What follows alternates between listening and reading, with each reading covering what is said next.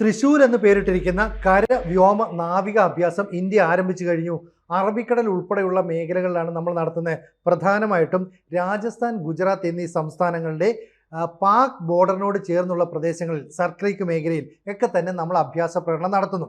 നമ്മൾ ഇത് ആരംഭിച്ച് 48 മണിക്കൂറിനുള്ളിൽ പാകിസ്ഥാൻ നാവികസേന അവിടെ അഭ്യാസ പ്രകടനങ്ങൾ നടത്തുന്നു എന്ന് പറഞ്ഞിട്ട് നോട്ടീസ് നൽകിയിരിക്കുന്നു. അതായത് നമ്മൾ ഈ പറയുന്ന പരിശീലന പരിപാടി നടക്കുന്ന അതേ സമുദ്ര മേഖലയിൽ ഓവർലാപ്പ് അഭ്യാസങ്ങൾ നടത്തി ഒരു സംഘർഷം സൃഷ്ടിക്കാനാണോ പാകിസ്ഥാന്റെ നീക്കമെന്ന് സംശയിക്കുന്നു.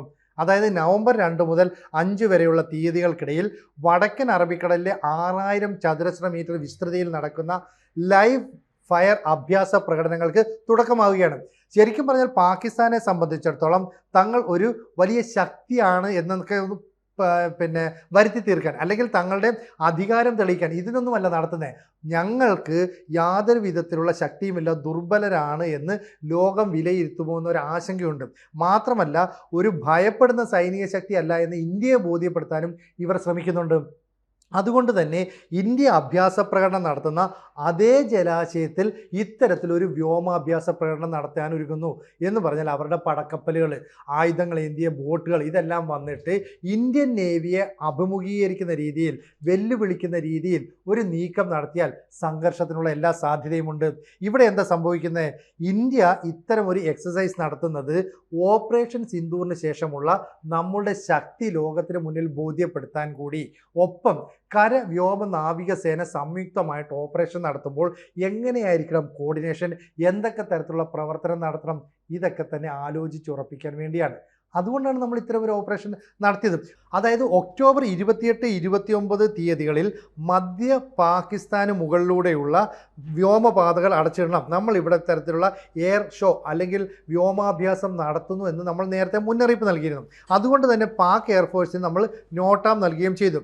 ഇവിടെ ഇന്ത്യയുടെ ഹൈടെക് തന്ത്രങ്ങൾ എന്തൊക്കെയാണെന്ന് പാകിസ്ഥാൻ കൃത്യമായിട്ട് നിരീക്ഷിക്കുന്നു. കറാച്ചിയിലെയും ലാഹോറിലെയും ചില വിമാന റൂട്ടുകളിലടക്കം പാകിസ്ഥാൻ നോട്ടാം പ്രഖ്യാപിക്കുന്നു, അല്ലെ വിമാന റൂട്ടുകളൊക്കെ മാറ്റിവിടുന്നു. രാജ്നാഥ് സിംഗ് മറ്റ് ചില കാര്യങ്ങൾ കൂടി പറഞ്ഞു. ഈ സർക്രീക്ക് മേഖലയിൽ ഞങ്ങൾ അഭ്യാസ പ്രകടനം നടത്തുമ്പോൾ നിങ്ങളിവിടെ സൈനിക വിന്യാസം നടത്തരുത്, നിങ്ങളിവിടെ ബങ്കറുകൾ കുഴിക്കുന്നു, ധാരാളം ആയുധങ്ങൾ എത്തിക്കുന്നു, സൈനികരെ കൊണ്ടുവരുന്നു. അങ്ങനെ ചെയ്യുമ്പോൾ ഈ കറാച്ചിയിലേക്ക് എത്താനുള്ള ഒരു എളുപ്പ വഴിയാണ് സർക്രീക്ക് എന്നിവിടെ നിങ്ങൾ മറക്കരുത്. ഇതാണ് രാജ്നാഥ് സിംഗ് പറയുന്നത്.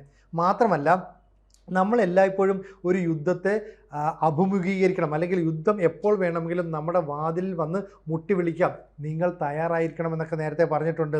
അപ്പോൾ തൃശ്ശൂരിൽ പങ്കെടുക്കാനായിട്ട് നമ്മുടെ വിമാനവാഹിനി കപ്പലായ INS വിക്രാന്തും കരിയർ ബാറ്റിൽ ഗ്രൂപ്പും എല്ലാം കൂടെ വരുന്നു. ഈ സമയത്ത് നമ്മളോളം ശക്തിയില്ലാത്ത പാകിസ്ഥാൻ്റെ നേവി എതിരെ വന്നാൽ എന്തായിരിക്കാം സ്വാഭാവികമായി സംഭവിക്കുന്നത്? ഒരു പ്രകോപനം സൃഷ്ടിക്കാം. ഈ പ്രകോപനത്തിന് കാരണം പാകിസ്ഥാനെ എല്ലായ്പ്പോഴും അമേരിക്കയെ പിന്തുണയ്ക്കും അല്ലെങ്കിൽ സഹായിക്കുമെന്നുള്ള അവരുടെ അമിത ആത്മവിശ്വാസമാകാം. കാരണം ഈ ഓപ്പറേഷൻ സിന്ദൂറിൻ്റെ സമയത്ത് അമേരിക്കയുടെ ബേസ് സ്റ്റേഷന് പാകിസ്ഥാനിലുണ്ടായിരുന്നു. നമ്മൾ ആക്രമണം നടത്തിയപ്പോൾ അവരുടെ ആർമി ക്യാമ്പുകളും തകർന്നു പോയിരുന്നു. അങ്ങനെയാണ് ഡൊണാൾഡ് ട്രംപ് വിരൽ പിടിച്ച പോലെ ഓടി വന്ന് യുദ്ധം നിർത്തണം, പ്രശ്നം അവസാനിപ്പിക്കണം എന്നൊക്കെ പറഞ്ഞ് വന്നത്. ഇവിടെ ഇപ്പോൾ ഇത്തരത്തിൽ അമേരിക്ക സഹായത്തിന് വരുമെന്ന് അവർ പ്രതീക്ഷിക്കുന്നു. പക്ഷേ ഇതിനിടയിൽ ചില ഡെവലപ്മെൻറ്റ്സ് ഉണ്ടായിട്ടുണ്ട്. ഇന്ത്യയും അമേരിക്കയും തമ്മിൽ ഇതാദ്യമായിട്ട് ഒരു സൈനിക പ്രതിരോധ കരാറിൽ ഒപ്പുവെച്ചു. 10 വർഷക്കാലം നീണ്ടു നിൽക്കുന്ന ഈ കരാറിലൂടെ ഇൻഡോ പസഫിക് മേഖലയിൽ അമേരിക്കയ്ക്ക് ഇന്ത്യൻ സഹായം നേടിയെടുക്കാൻ വേണ്ടിയിട്ടാണ്. അപ്പോൾ അങ്ങോട്ടും ഇങ്ങോട്ടും സൈനിക തന്ത്രങ്ങൾ, ഡ്രോണ്, AI അധിഷ്ഠിതമായ ഗവേഷണ പദ്ധതികൾ, ആർമി ബേസുകൾ പങ്കുവെക്കൽ, അതുപോലെ തന്നെ ആയുധം പങ്കുവെക്കൽ, സാങ്കേതിക വിദ്യകളുടെ ഷെയറിങ്, ഇതൊക്കെ മുന്നോട്ട് കൊണ്ടുപോകാൻ ലക്ഷ്യമിടുന്നു. ഇതിനിടയ്ക്ക് പാകിസ്ഥാൻ ഇത്തരം ഒരു നീക്കം നടത്തുന്നത് ഒരു പക്ഷേ ആത്മഹത്യാപരമായി മാറാം. ഇത്തരം ഒരു നീക്കത്തിനുള്ള എല്ലാ സാധ്യതയുമുണ്ട്. എന്തായാലും ഇന്ത്യ ഗുജറാത്തിൽ, അതുപോലെ തന്നെ ഈ രാജസ്ഥാനിലും ഒക്കെയുള്ള പാകിസ്ഥാൻ അതിർത്തിയിൽ ഇത്തരത്തിലൊരു പരിശീലനം നടത്തുന്ന അവരെ വല്ലാതെ ഭയപ്പെടുത്തുന്നു. കാരണം ഇന്ത്യയുടെ ചരിത്രത്തിൽ പാകിസ്ഥാൻ്റെ തെക്കൻ ഭാഗത്ത് ഇത്രയും വലിയ സൈനിക അഭ്യാസ പരിപാടി നമ്മൾ നടത്തിയിട്ടില്ല. അപ്പോഴാണ് കരസേന ആദ്യഘട്ടത്തിൽ അഭ്യാസ പരിപാടി നടത്തുന്നു. 20,000-ഓളം സൈനികർ പങ്കെടുക്കുന്നു. അതിനുശേഷം നാവികസേനയുടെ അഭ്യാസ പരിപാടി, പിന്നീട് വ്യോമസേനയുടെ അഭ്യാസ പരിപാടി. അപ്പോൾ നാവികസേനയുടെ ശക്തി എത്രത്തോളം ഉണ്ടെന്ന് ലോകത്തിന് ഇപ്പോഴും മനസ്സിലായിട്ടില്ല. കാരണം കരസേനയുടെയും വ്യോമസേനയുടെയും ആക്രമണത്തിൽ തന്നെ പാകിസ്ഥാൻ തകർന്നടിഞ്ഞിരുന്നു. ഇവിടെ നാവികസേന അഭ്യാസം നടത്താൻ ഉദ്ദേശിക്കുന്ന വടക്കൻ അറബിക്കടലിലെ 6000 ചതുരശ്ര കിലോമീറ്റർ വിസ്തൃതിയുള്ള ജലാശയത്തിൽ പാകിസ്ഥാനും നേവൽ അഭ്യാസം നടത്താനായിട്ട് വരുന്നു. അതായത് ഈ വൈമാനികർക്ക് നോട്ടാം നൽകുന്നത് പോലെ ഈ പറയുന്ന നാവികസേനാംഗങ്ങൾക്ക് നോട്ട്മാർ മുന്നറിയിപ്പാണ് ഇപ്പം പാകിസ്ഥാൻ നൽകിയിരിക്കുന്നത്. എന്തായാലും പാകിസ്ഥാൻ നേവിയുടെ മുന്നറിയിപ്പ് എന്ന് പറയുന്നത് ഒരു പ്രകോപനത്തിനുള്ള തുടക്കമാണോ എന്നാണ് ലോകമെമ്പാടുമുള്ള ഈ യുദ്ധമേഖലയുമായി ബന്ധപ്പെട്ട് പ്രവർത്തിക്കുന്ന വിദഗ്ധരൊക്കെ അനുമാനിക്കുന്നത്. അവർ സംശയം പ്രകടിപ്പിക്കുന്നു. കാരണം ഇന്ത്യ ഇപ്പോൾ 12 ദിവസം നീണ്ടു നിൽക്കുന്ന തൃശൂൽ എന്ന് പറയുന്ന സൈനിക അഭ്യാസ പരിപാടി നടത്തുകയാണ്. ഈ പരിപാടി ആരംഭിച്ച് 48 മണിക്കൂറിനുള്ളിൽ പാകിസ്ഥാൻ ഇത്തരത്തിലുള്ള ഒരു നാവിക അഭ്യാസ പരിപാടിയെക്കുറിച്ചുള്ള മുന്നറിയിപ്പ് നൽകേണ്ട കാര്യം എന്താ? അവർ ഇത്തരത്തിലുള്ള ഒരു നീക്കം നടത്തുന്ന അധികാരം തെളിയിക്കാനൊന്നുമല്ല, ദുർബലരായി കണക്കാക്കപ്പെടാതിരിക്കാൻ ഭയപ്പെടുന്ന ഒരു സൈനിക സംഘമല്ല എന്ന് ബോധ്യപ്പെടുത്താൻ ഇന്ത്യക്കെതിരെ രംഗത്ത് വരുന്നു. അങ്ങനെ വന്നാൽ ഇന്ത്യൻ നേവിയും പാകിസ്ഥാൻ നേവിയും മുഖാമുഖം വരുന്ന ഒരു സാഹചര്യം ഉണ്ടാകും. അത് വീണ്ടും ഒരു യുദ്ധസമാനമായ സാഹചര്യം സൃഷ്ടിക്കാം. അങ്ങനെ സംഭവിച്ചാൽ ഓപ്പറേഷൻ സിന്ദൂർ 2.0 ആരംഭിക്കാൻ വലിയ താമസമുണ്ടാകില്ല. ഇപ്പോൾ പാകിസ്ഥാനിൽ അനുഭവപ്പെടുന്ന ജലദൗർലഭ്യം, അവിടുത്തെ ആഭ്യന്തര കലാപം, ഇതെല്ലാം കൂടെ ആ ഭരണകൂടത്തെ വല്ലാതെ ബുദ്ധിമുട്ടിക്കുന്നു. അതുകൊണ്ട് അസിം മുനീറും ഷഹബാസ് ഷെരീഫും എല്ലാം കൂടി പദ്ധതിയിട്ട് നടപ്പാക്കുന്ന ഒരു നീക്കമാണ് ഈ പാകിസ്ഥാൻ്റെ നാവിക അഭ്യാസ പരിപാടി എന്നാണ് ലോകം വിലയിരുത്തുന്നത്. എന്തായാലും ഈ ഗുജറാത്ത് അതുപോലെ തന്നെ സിന്ധ് മേഖലയ്ക്കിടയിലുള്ള സർക്രീക്ക് പ്രദേശത്തിന് സമീപമാണ് ഈ അഭ്യാസ പ്രകടനങ്ങൾ നടത്തുന്നത്. ഈ സെൻസിറ്റീവ് മേഖലയിൽ, ഈ സമുദ്ര മേഖലയിൽ ഓവർലാപ്പ് അഭ്യാസ പ്രകടനങ്ങൾ നടത്തുന്നത് എപ്പോഴും സംഘർഷത്തിനിടയാക്കും. സർക്രീക്ക് മേഖലയുടെ പ്രത്യേകതയോട് ആലോചിക്കണം. എത്രയോ വർഷമായിട്ട് ഇന്ത്യയും പാകിസ്ഥാനും തമ്മിൽ സംഘർഷം നിലനിൽക്കുന്ന പ്രദേശമാണ്. ഒരു ഭാഗം പാകിസ്ഥാൻ്റെ കയ്യിലാണ്, ഇപ്പുറത്തെ ഭാഗം ഇന്ത്യയുടെ കയ്യിലാണ്. ഇതിൽ ആധിപത്യം സ്ഥാപിക്കാൻ വേണ്ടിയിട്ട് സർക്രീക്ക് മേഖലയിലേക്ക് ബങ്കറുകൾ നിർമ്മിച്ച് സൈനിക ക്യാമ്പുകൾ നിർമ്മിച്ച് ഇന്ത്യയെ പ്രകോപിപ്പിക്കുന്നു. അപ്പോൾ രാജ്നാഥ് സിംഗ് കൃത്യമായിട്ട് മറുപടി പറഞ്ഞു, ഈ സർക്രീക്ക് മേഖലയിൽ ഞങ്ങൾ തൃശൂൽ വ്യോമാഭ്യാസം അല്ലെങ്കിൽ നാവികാഭ്യാസമൊക്കെ നടത്തുന്നത് നിങ്ങളെ ഞങ്ങളുടെ ശക്തി ബോധ്യപ്പെടുത്താനാണ്, ലോകത്തിന് ബോധ്യപ്പെടുത്താൻ തന്നെയാണ്. അപ്പോൾ തൃശൂൽ എന്ന് പറയുന്ന വമ്പിച്ച സൈനിക അഭ്യാസ പരിപാടി സർക്രീക്കിന് സമീപം ഓവർലാപ്പിംഗ് ജലാശയത്തിലെ അഭ്യാസ പ്രകടനമായിട്ട് മാറും. അങ്ങനെ മാറുകയാണെങ്കിൽ അത് പാകിസ്ഥാനുള്ള കൃത്യമായ മറുപടിയാണ്.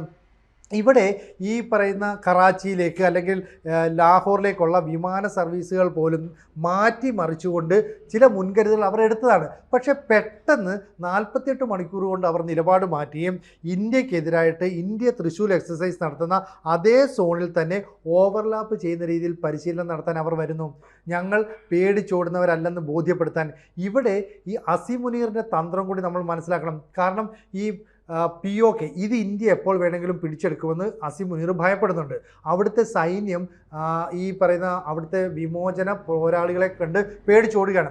മാത്രമല്ല സിന്ധു നദീജലം നമ്മൾ തടഞ്ഞു വെച്ചുകൊണ്ട് അവിടുത്തെ കാർഷിക മേഖലയുടെ 80% വറ്റി വരണ്ട് ഉണങ്ങി നശിച്ചുകൊണ്ടിരിക്കുകയാണ്. അത്തരം ഒരു നീക്കം നടത്തുന്നു. അഫ്ഗാനിസ്ഥാൻ ഇന്ത്യൻ പ്രേരണയിൽ ഡാം നിർമ്മിച്ച് അങ്ങോട്ടുള്ള ജല ഒഴുക്ക് തടയുന്നു. അങ്ങനെ ചുരുക്കം പറഞ്ഞാൽ അപ്പുറത്തും ഇപ്പുറത്തും നിന്ന് ഇന്ത്യയും അഫ്ഗാനും ചേർന്ന് പാകിസ്ഥാനെ ശ്വാസം മുട്ടിക്കുകയാണ്. അതുകൊണ്ടാണ് തൃശൂൽ അഭ്യാസം നടക്കുന്ന അതേ സമയത്ത് സർക്രീക്ക് മേഖലയിൽ രാജസ്ഥാൻ്റെയും ഗുജറാത്തിൻ്റെയും അതിർത്തിയിലെ പാക് ബോർഡറിലൊക്കെ തന്നെ നാവിക അഭ്യാസത്തിന് പാകിസ്ഥാൻ ഇറങ്ങുന്നത്. നമ്മുടെ INS വിക്രാന്ത് പോലെയുള്ള വിമാനവാഹിനി കപ്പലുകളും 40 ഫൈറ്റർ ജെറ്റുകളുമൊക്കെ അണിനിരക്കുന്ന ഒരു സ്ഥലത്ത് പാകിസ്ഥാൻ പ്രകോപനവുമായിട്ട് വന്നാൽ സംഭവിക്കുന്നത് രണ്ടാമത്തെ ഒരു യുദ്ധമായിരിക്കും ഈ വർഷം എന്നുള്ളത്. അപ്പം പാകിസ്ഥാൻ യുദ്ധത്തിന് ഇന്ത്യയെ പ്രേരിപ്പിക്കുന്നു. ഇന്ത്യ ശക്തമായ തിരിച്ചടി നൽകും. ഇതായിരിക്കും ഒരുപക്ഷെ സംഭവിക്കാൻ പോകുന്നത്. എന്തായാലും ലോക രാജ്യങ്ങളൊക്കെ ഉറ്റുനോക്കുന്നത് അമേരിക്ക എന്ത് നിലപാടെടുക്കും. ഇന്ത്യയുമായിട്ടുള്ള പ്രതിരോധ കരാറിൽ ഇപ്പോൾ ഒപ്പുവെച്ചതേ ഉള്ളൂ. പാകിസ്ഥാന് മുമ്പേ സഹായം ചെയ്യുന്ന രാജ്യവുമാണ്. പക്ഷേ ഇവിടെ ചൈനയ്ക്കെതിരായിട്ട് ഇൻഡോ പസഫിക് മേഖലയിൽ ശക്തമായ സാന്നിധ്യം ഉറപ്പിക്കണമെങ്കിൽ ഇന്ത്യൻ സഹായം കൂടിയേ അമേരിക്കയ്ക്ക് പറ്റൂ. അതുകൊണ്ട് തന്നെ ഈ സൈനിക പ്രതിരോധ കരാർ അനുസരിച്ച് ഇന്ത്യയുടെ കൂടെ നിൽക്കാനാണ് സാധ്യത. നമ്മൾ ആരുടെയും സഹായം അഭ്യർത്ഥിക്കില്ല. പക്ഷേ രാജ്നാഥ് സിംഗ് കരസേനാ മേധാവിയൊക്കെ പറഞ്ഞ കാര്യം ഇത്രയേ ഉള്ളൂ, ഞങ്ങൾ കൃത്യമായിട്ട് ഒരു പ്രകോപനമുണ്ടായാൽ അത് യുദ്ധപ്രഖ്യാപനമായി കരുതി ഓപ്പറേഷൻ 2.0 ആരംഭിക്കും. എവിടെയാണോ ഓപ്പറേഷൻ സിന്ദൂർ ഞങ്ങൾ അവസാനിപ്പിച്ചത്, ഓപ്പറേഷൻ സിന്ദൂർ 2.0 അവിടെ നിന്ന് ആരംഭിക്കും. എന്ന് പറഞ്ഞാൽ ഇനി അത് 3, 4, 5 ദിവസം നീണ്ടു നിൽക്കുന്ന യുദ്ധമല്ല, ഓപ്പറേഷൻ അല്ല, പകരം 5 വർഷം വരെ നീണ്ടു നിൽക്കാവുന്ന കഠിന യുദ്ധമായി മാറും. പാകിസ്ഥാനെ ഭൂപടത്തിൽ നിന്ന് തന്നെ അപ്രത്യക്ഷമാക്കാൻ കഴിയുന്ന ഒരു നീക്കമായിരിക്കും അതെന്നും വിലയിരുത്തപ്പെടുന്നു. കൂടുതൽ വാർത്തകളും വിശേഷങ്ങളും നിങ്ങളിലേക്ക് എത്താൻ ABC മലയാളം സബ്സ്ക്രൈബ് ചെയ്യുക, ബെൽ ബട്ടണും അമർത്തുക.